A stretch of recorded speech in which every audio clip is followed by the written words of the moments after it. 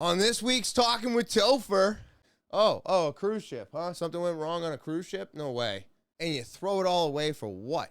A quick little prank that goes completely and absolutely sideways. I just say, let's leave it to the professionals and stop trying to set my house on fire. All right? Thank you. And now let's get into episode 172.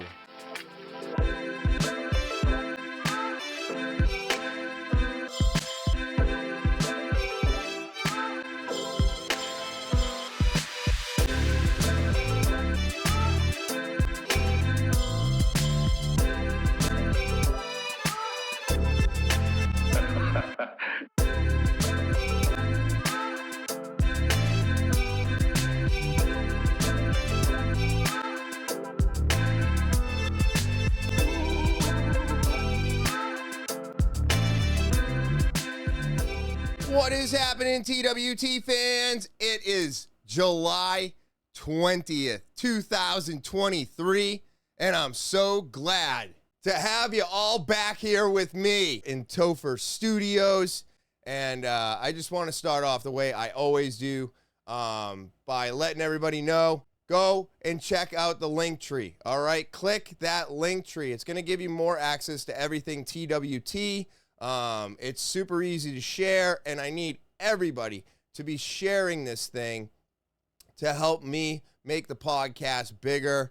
I also want to say thank you to all of my subscribers. Welcome to the new subscribers. And if you're just stopping by, hit that subscribe button. All right. It's the easiest thing that you can do for the podcast. It's absolutely free for you. And of course, if you want to do more, give a thumbs up for all my guests and all the past episodes. Of course, if you want to get involved with the podcast, you have a story, or maybe you want to be a guest yourself, TALKIN with Topher at gmail.com. That's talkinwithtopher at gmail.com, the official email of the podcast. And I am recording this podcast early. It is actually July 3rd, and I am pumped to have an extra day off this week. I really am. It has been a wild time. We are in the middle of building 2 stores, a chip factory. There could be more locations coming, and I am exhausted at answering questions like nobody's business. So I am super pumped for this extra day off. I might have to do some gutter work and some other projects and run around and go see family, but you know, to not have to work is always nice, isn't it? It is always nice. I mean, who doesn't enjoy a day off from work, right? We all do. But as much fun as I'm having, it is quite stressful at times, and but I'm what's the word I'm looking for here? I'm going to say I finally feel like I fit into my shoes. You know what I mean? Like, this has been quite the transition. It's been quite the learning experience. And now I actually feel extremely comfortable in my position. So super, super fun. But more to come. I'm so excited to be with a company that's growing so rapidly right now. And I can't wait for more to come. So, but hey, if you got the day off, be safe out there. I know this is past, way long past, but it's just the time that I'm recording. So I just wanted everybody to be safe. Everybody's firing off fireworks all month long. So, hey, the whole month of July, be safe with those stupid things. All right, they're illegal for a reason. They're set off by professionals for a reason. So I just say, let's leave it to the professionals and stop trying to set my house on fire. All right? Thank you. But we're going to do something a little different on the podcast today. I think I've done this a few times now. I have a lot of fun with it, and I have set up a whole bunch of Topher's topics for this entire episode. Let's start off with storing your money on Venmo or PayPal. U.S. regulators are warning everyone to not do this. The apps today, the programs that we have, the technology that is available to us, absolutely amazing, but it doesn't come without some type of an issue. And if a company is out there today making these applications, there is somebody else trying to figure out a way to get into the accounts without your permission. Payment apps like PayPal and Venmo might be convenient, but they're not banks. And a federal financial service watchdog is worried that too many customers are treating them as such. Some consumers are using services like PayPal, Venmo, Cash App, Apple Pay for direct deposit of paychecks or simply storing lots of cash into them. But the Consumer Financial Protection Bureau wants people to know they don't have the same protections as a bank or credit union.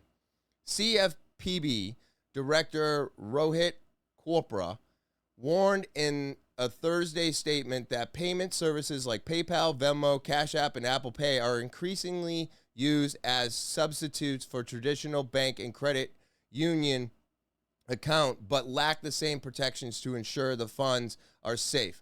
More than 3/4 of the U.S. adults have used at least one payment app, the agency says. The watchdog released the comments in the wake of a high-profile bank failures like Silicon Valley Bank and Signature Bank. Their customers were made whole because account holders at federal insured financial institutes are guaranteed to get back up to $250,000 per account if the bank fails.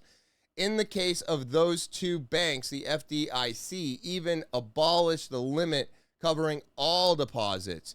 Payment apps, however, are not federally insured on the institution level. If one of those companies were to go under, then customers could lose their funds. So even though these apps are convenient and easy to use, and it's so hard these days to get a bank account if you've had bank failures, or let's just say that you had a bunch of overages and then you canceled that bank and went to another bank and didn't pay for your overages, you're not going to be able to open up another account. Now, do I believe in our banking system today? No, I do not. I think it's on the brink of collapse. I think that our dollar value is much less than it ever has been. And they keep finding ways to try and feed us into this digital credit score, digital credit currency, whatever you want to call it today. This one, what is it? Is it one credit something or other? But the point that I'm trying to get to is that even the banks today are not safe, right? And yeah, sure. Okay, they're going to cover up to $250,000. How long before you get your money back if the bank collapses? How long, they're never going to pay the people that have the little amounts back first. They're going to pay all the big dogs back first. So the little people suffer no matter what. That's what we've learned today. If you're not on top or you're not a top earner, you don't mean anything to anybody. So even though they cover up to $250,000 per person, does that mean you're actually going to get your money back in a reasonable amount of time? I truthfully don't believe so. But I also don't believe in using these apps as a bank. But I don't keep my money in a bank because I feel secure. I keep my money in a bank because it's easier for me to do so. So with this all being said, I just don't believe in our banking system. I don't believe in our dollar value. And I don't believe in our financial institutions that we have established today. I do think that nobody has a real idea of what to do with their money today to keep it safe. And I don't think I have an answer. I'm just doing what I've always done. And if the bank fails, then I'm going to keep my fingers crossed that I get my money back. But, I do believe in credit unions more than just banks. They're capable of doing a lot more, getting you housing loans, car loans, and all kinds of other things. So if you have good standing with a credit union, you can go further than with a bank. But I would highly recommend not using any of these apps to hold on to your cash for a long period of time. So my question is, what do we do to feel safe today? So let's see here. Lufthansa brings A380, world's biggest passenger plane, to Boston's Logan Airport. So this plane is flying into Logan Airport in Boston, Massachusetts, and it looks like it's 2 levels. I mean, look at that. 1, 2, 3, 4 doors on the bottom, 3 doors on the top, 2 sets of windows. Do most of the planes out there today have 4 jets on them? I think it's only 2, is it not? Look at the size of this fucking thing. It's ginormous. And I don't understand why there's no sound at all. So I'm just going to keep talking through it. But okay, there's a private jet. So right there, there's 3 private jets. So you can see how much bigger it is. It looks like the engine. And there's a 357, right? The play. And then that's another liner. Oh, there we go. So that plane right there is our normal plane. And then that's the Lufthansa. I mean, that is just a monster of a plane. I wonder how many passengers it can hold. I'm going to have to check the article. Let's see. I'm going to shrink that up. It's a bird. No, it's a plane. Actually, it looks like a flying whale. For the first time since being taken out of retirement, Lufthansa flew its Airbus A380 plane to the United States, and Boston's Logan International Airport was the first stop. The double-decker A380 began daily services between Munich International Airport in Germany and Boston Logan International Airport on Thursday. It's the first time Lufthansa, I'm so sorry that I'm fucking that name up, has flown the world's biggest commercial passenger jet to Boston due to the significant increase in demand for airline tickets and the delayed delivery of ordered aircraft. Had decided in 2022 to reactivate the Airbus, which is particularly popular with passengers and crews, a news release from the company said. New York's JFK Airport will welcome the double-decker plane later this summer. It can seat 509 passengers across 4 cabins. There are 8 first-class seats, 78 in business, 52 premium, and 371 economy seats on that plane. And just look at the difference in size between the two. I mean, it is just a giant aircraft. Absolutely insane. I don't even know, I wonder what a ticket costs. I wonder how reliable it is. Why was it retired, right? Why was it retired? Has anybody tried this? Real quick, Liquid Death Slaughterberry. This is like an iced tea. Dude, it is so good. It is so good right now. And I've been off of vaping for almost 4 months now. Oh my God, that's so good. It's just incredible. I love how they're making iced teas now. And I have to say, out of all the pouches that I've tried, On is my absolute favorite. I love the size of the pouches. I love the flavors. And I like the 4 milligram right now. They also have a 2 milligram if I feel like walking down.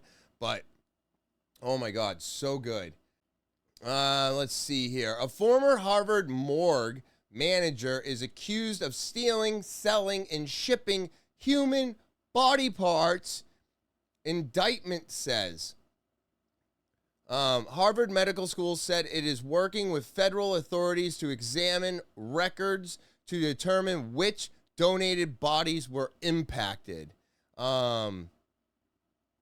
This is absolutely disturbing.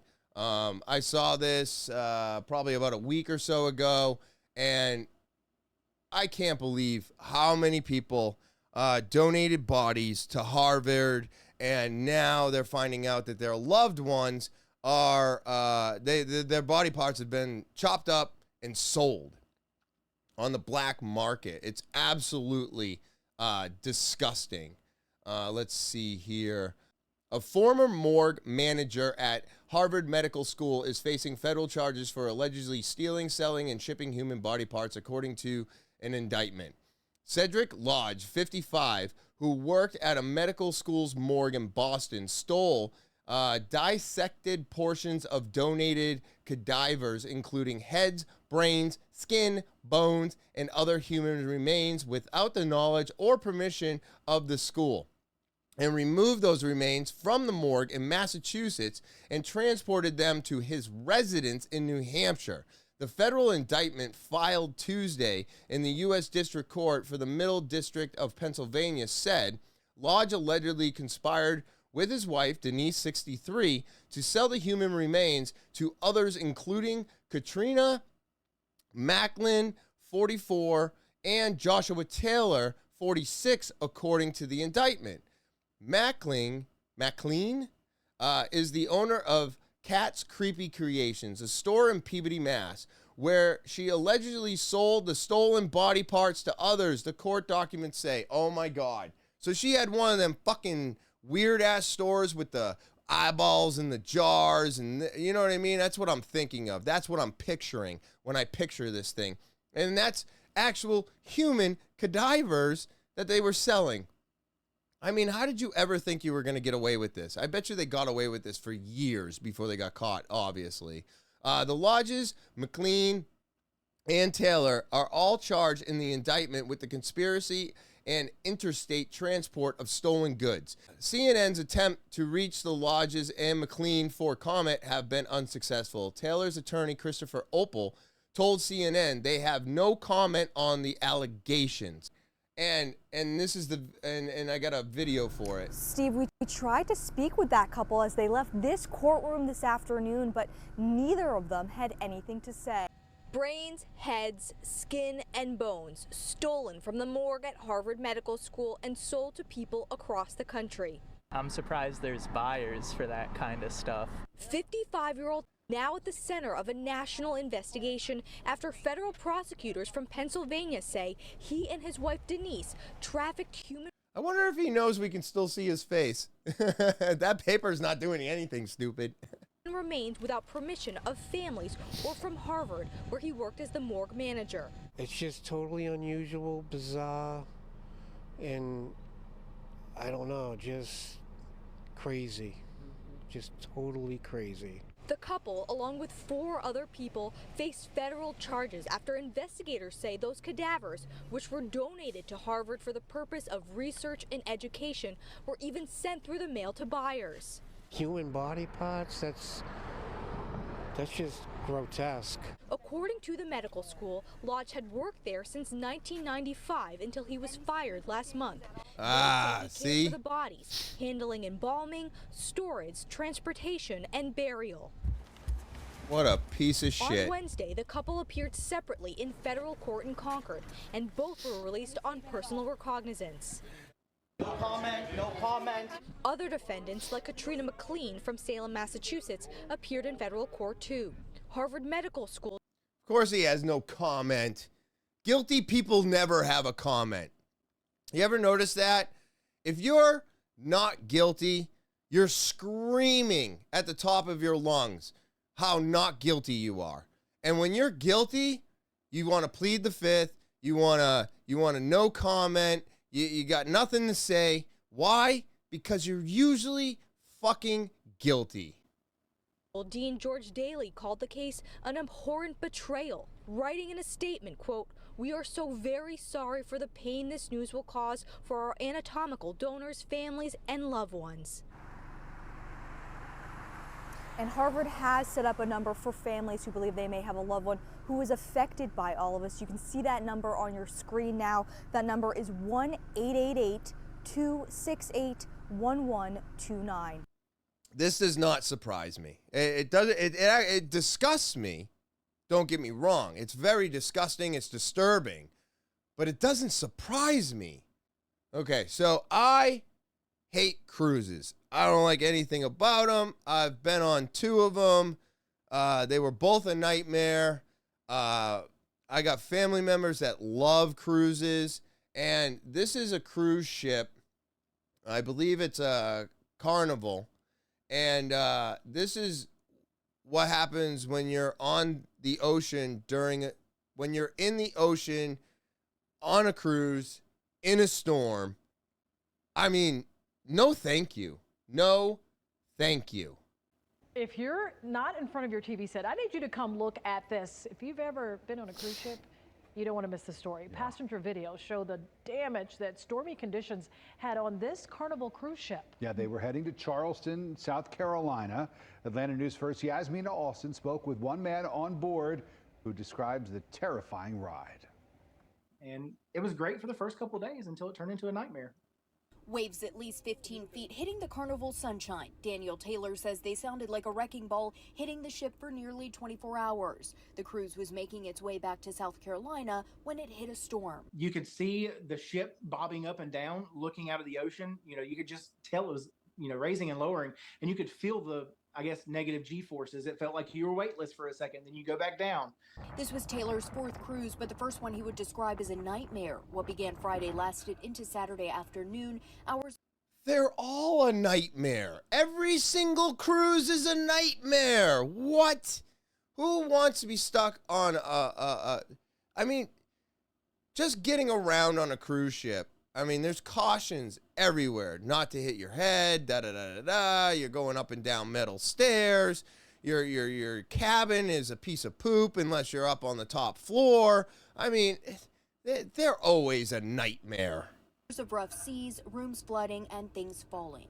The show went on, but you could hear the waves crashing at the front of the ship over the music. Lights were shaking above the stage. The disco ball was swinging back and forth. The LED panel behind the folks that were performing was sliding back and forth. But what was concerning was the alleged lack of communication from the crew. Taylor says they heard there would be a possible delay on Friday afternoon from the captain, but then nothing until Saturday morning. Taylor tells me up until now, he still hasn't heard anything from Carnival about the rough ride. It would have been nice to have some sort of communication, some sort of reassurance that everything was going to be okay, that we didn't need to put our life jackets on, or we didn't need to go to our muster stations to hop on a lifeboat. In a statement, Carnival. Oh, come on. They're not going to say anything until they need to say something. I mean, the simple fact that that thing was taking in water should have already been a red flag. You know what I mean? Carnival Cruise Line says Carnival Sunshine's return to Charleston was impacted by the weather and rough seas on Saturday. The weather then delayed the ship's arrival, and the next voyage was also delayed. They did not address passengers' concerns about communication. Carnival Cruise Line says they appreciate the understanding and patience of their guests, and they also tell us that Carnival Sunshine is now sailing on its next cruise. I mean, that's a cruise. That's a cruise right there. You want to go out onto a cruise ship? That's what can happen. But I mean, they are 4 or 5 times the size of the Titanic. And I would not want to be on one if something really, really went wrong. All right, so gonna take a quick break. All right, everybody, it's time for the beach. It's time for summer. It's time for sun. You can get brand new clothing at slowdownclothing.bigcartel.com today. Shirts like this long sleeve, hats like this with that crazy, beautiful embroidering. This stuff is amazing. And you have to go to slowdownclothing.bigcartel.com to get it. All right, so go there and check out their entire selection because they're not just known for their shirts.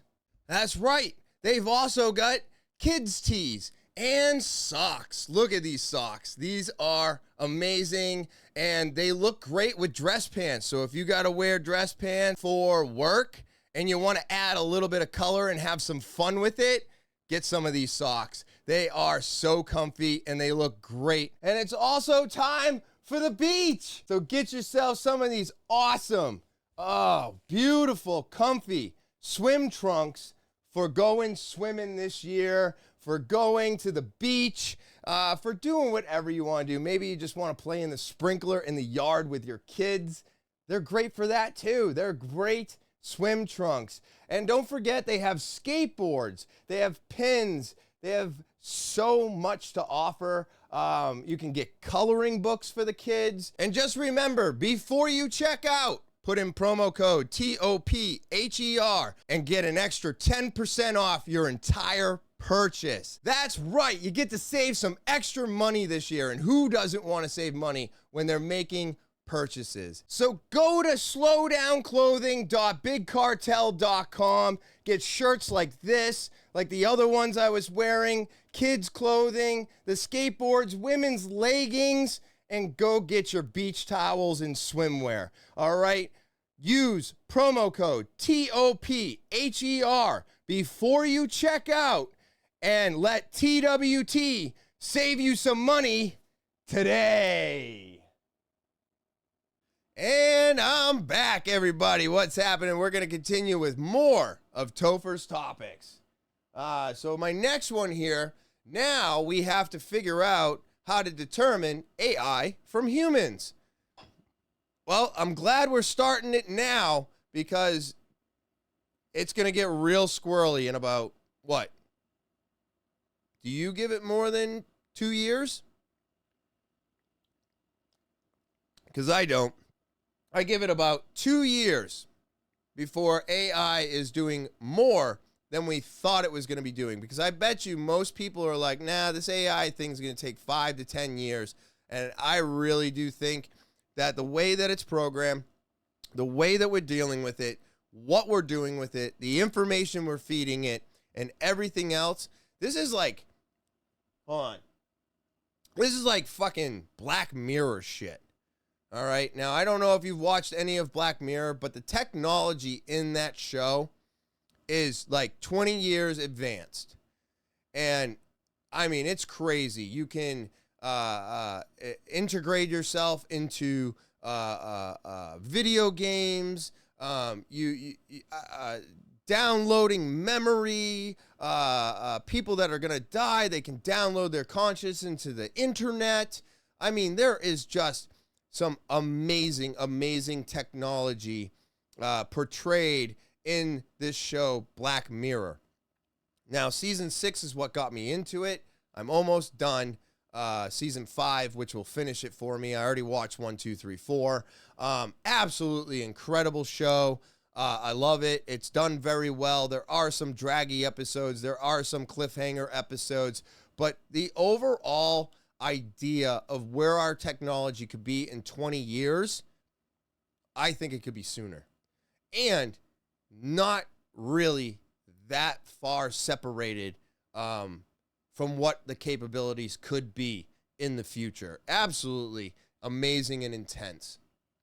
So this right here, what they're thinking is capital letter test is a foolproof way of sorting AIs from humans. A clever use of capital letters could be an easy way to flummox artificial intelligences like ChatGPT, letting people distinguish them from humans in conversation. The idea is reminiscent of the Turing test first proposed by computer scientist Alan Turing in 1950. He said that an AI would be considered truly intelligent once we couldn't distinguish its answers from a human's. But now the large language models like ChatGPT can sound convincingly human. So I don't think this is going to last very long, okay? We, just like building programs bank systems, health systems, all the programs that you use at a Target and your debit cards, and they all get hacked, right? Everybody gets hacked. It happens all the time. I wish I could say that it doesn't happen all the time, but it happens all the time. And because it happens all the time, well, that just means that we have to keep coming up with programs to stop the programmers from being able to steal things. So once the AI gets to a point where capital letters no longer work, right? Because eventually it's going to get to that point. So what happens when we hit that point? Or do we have the next level of defense for understanding what's human and what's AI set up? Because this isn't going to last long, right? I do believe there is going to be a time where we didn't prepare enough for what was to come. And what's going to happen is we are going to get to a point where we can't tell the difference and we have no way to distinguish those differences. And if that happens, it is going to be a really, really weird world. But I think it's going to happen. I think that these things are going to happen and we're not preparing ourselves enough for them. Just like every time we set up securities and they get hacked and people steal information, we don't have the next level of security to protect ourselves from that. We have to come up with it as it happens. So, yeah, right now, capital letters will work. But what happens when it doesn't? What's the next level of defense? Your guess is as good as mine. I mean, I'm just asking the questions. This one here, this kid wore a couple shirts to school, and the court denies Massachusetts 7th grader free speech request following legal battle over 2 gender shirts. He wore a shirt, and they're going to probably explain it, but he wore a shirt to school, and he got sent home. Then he put tape over it, and they sent him home. I think they suspended him for that. Everybody has the right to free speech. Not in a public school. You don't get that right. Just like you don't get the right to be whatever you want to be in a public school. It's a public school. It's made up by the state. You have to follow the rules that are already in play. If you, on your birth certificate, were defined a female, then you're a female in public school. If you were defined a male, then you're a male in public school. You're not allowed to wear pot shirts and swear shirts and band shirts and gender shirts in school. Why? Because it's a public place and they have set these rules since I was a child in place. This is a public school. It's not there to do what you want. It's there for you to go, learn, go home. Then you can be your own person. So even though I agree with this 7th grader, and I do believe there's only 2 genders as well, because biology tells us this, science tells us this, doesn't mean that you can't tell me that you feel different. And that is fine, but not in a public school. Liam wants to be able to do what everybody else currently has the right to do and what the Constitution guarantees him the right to do, which is to express his view without having it censored just because it's a view that's unpopular or not represented or embraced by the rest of the school. Liam Morrison, he's a 7th grader in Middleborough, Massachusetts, and he wore a t-shirt to school that expressed what he believes about gender, and that's that there are 2 genders. So he wore that shirt to school and he was ordered to remove it. Then later, he changed his shirt to protest the act of censorship, and so then it said there are censored genders. But then they told him to take that shirt off. So we filed a lawsuit on his behalf challenging the school's policy that permits them to censor his speech because of its viewpoint about gender, and then to censor his speech because it was protesting their censorship. The court quickly acted on our lawsuit and had a hearing on a motion for a temporary restraining order. We were asking for an immediate order so that he could express himself for the rest of this school year. The court held a hearing on that this morning and denied the motion for the temporary restraining order, but has scheduled another hearing on June 13th to still consider the issue so that the court can render a ruling before the end of the school year. He's suing for the right to do what every other student in his school currently has the right to do, which is respectfully express their own view on a matter of enormous public concern. What is the relationship between sex and gender? How does that work with human identity? Right now, the school itself expresses messages on that. It has progress pride flags flying. It has posters promoting transgender identity. It encourages students to express views that are consistent with the school's view. But right now, it's banning Liam from expressing his own view respectfully, which is that there are only two genders. The town is making a staggering argument, and that is they can censor any speech that they think will be offensive to any other students. And what's especially staggering about it is that they claim that this is in support of some kind of notion of inclusivity. They claim that because Liam's message is not inclusive, they can exclude it. What, of course, they don't account for is how does their own speech and all the other speech that they already permit, how does that impact Liam, right? It completely excludes him, but for some reason that doesn't seem to count. So the better rule is the one that protects everyone. The First Amendment does not change depending on whether your view is popular or not. So long as it's being expressed in a non-disruptive way, which Liam's expression was non-disruptive, it's constitutionally protected. As far as I'm concerned, my honest feeling on all of this is that none of it is inclusive. Again, let me throw out a stupid disclaimer. Climate change is real. The planet's warming. I don't know. I'm going to wind up with one of those stupid fucking boxes underneath my video. I hate them. It's so stupid. But this is a stunning satellite photo of a volcano burning through ice in Antarctica. Showing you, or certainly I love showing you, great photos, because I don't think there's enough still photography on television, because I think it's an art form that's somewhat lost to the 24 frames a second. But have a look at this for an incredible photo. Australia has nominal control of part of the Antarctic. Just away from this is an area which is just outside the Antarctic Circle. What you can see there is the beginnings of a volcano, which literally is burning through all of the ice. It's incredible. It's a stunning satellite photo that came forward. It's off an island called Heard Island, which is otherwise known as Big Ben. It's 2,700 metres above sea level, and this is one heck of a lucky photo to get of a ice-covered volcano actually starting.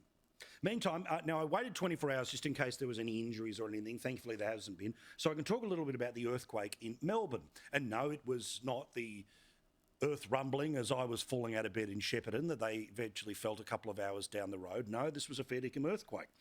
About 5 million people either tweeted or Instagrammed or TikToked a version of this image, which was all over the internet, about, it was a bit of a shock, but nothing really happened. Climate change is real. I just don't believe we are the main cause of it all. And by we, I mean America.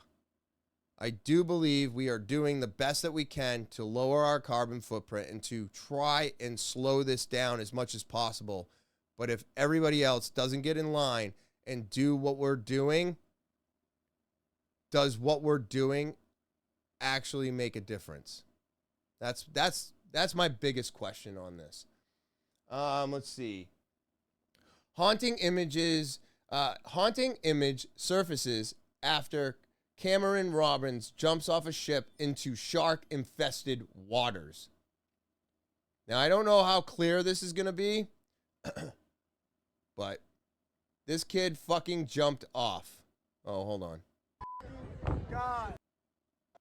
This kid jumped off. Oh my God. So, there he is. There he is, right there. Oh, that's hey, the buoy! Hey, the buoy! Oh, man. Wes Cameron Robbins killed by a shark after he jumped off a party boat on May 24th. A shadowy image captured in the waters surrounding the Louisiana baseball star has some convinced that Robbins was fleeing a predator. when he was seen swimming in the opposite direction of a life ring that was thrown at him. So they think that he saw the shark and he was swimming away from the shark. The viral footage shows the 18-year-old after he jumped off a cruise ship while celebrating his high school graduation in the Bahamas. Oh, a cruise ship, huh? Something went wrong on a cruise ship? No way. No way. The search for the missing teen was called off last Friday. This is, of course, a month ago. The video has racked up 8.3 million views on Twitter, where communicators considered the shark theory. I mean, somebody popped up and he swam away from the buoy shark. Definitely a tiger shot popping up 0.3 seconds. But why were you jumping off a cruise ship into the water in the fucking dead of night? I mean, he just graduated and now he's dead because that shark ate him up. God damn, man. What a waste. What a waste of 18 years. You spend all that time in school, making friends, building a life, having family, and you throw it all away for what? A quick little prank that goes completely and absolutely sideways. Wild shit, man. I think the generation today is bored. And I think they get bored more quickly than we ever did when we were kids. Because I'm telling you, I put up this podcast, I do all this stuff, but I have to say all of my shorts do the best. They all do the best. All right, so a couple weeks ago, I had talked about a guy opening up the door on an airplane, and I wanted to know why. So this is supposed to explain why this guy opened up the door on that plane. Crazy story. We now know why a man opened the door on an airplane as it was landing in South Korea. That crazy video from inside that plane, an Asiana Airlines flight, shows those winds whipping through the cabin. The 33-year-old responsible told police that he felt suffocated and tried to get off the plane quickly. He also says he's deeply sorry, especially for scaring all the kids on board. He now faces up to 10 years in prison. Are you serious? He felt suffocated. You mean you felt trapped in a tube with other people in the sky? That's called being on an airplane. It's called being on an airplane, dude. Like, what? Maybe you shouldn't fly. You know? Oh my God. I'm telling you, it is a crazy, wild world today. And yeah, I don't know what the future holds. I don't know how AI is going to take over the world or if it's going to. But with that all being said, I hope you enjoyed this week's podcast. I'm going to do some more Topher's topics next month. I kind of like doing it this way, but let me know what you think by putting some comments, all right, on the episode. Of course, I want to say thank you to all my subscribers. Thank you to the new subscribers. And if you are swinging by, make sure you subscribe, all right? It's the most important thing you can do for the channel. So go and hit that subscribe button. If you want to get more involved with the podcast, talkinwithtopher@gmail.com. Go ahead and send your typed out email. You can do an audio video. Keep that under 60 seconds. And then, of course, the link tree. Click it if you want more access to everything TWT. Copy and share it. Spread this thing around. Help me make the podcast bigger. And I just hope everybody out there enjoys their Thursday. I hope you have an amazing rest of your weekend. And as always, I will talk to you later.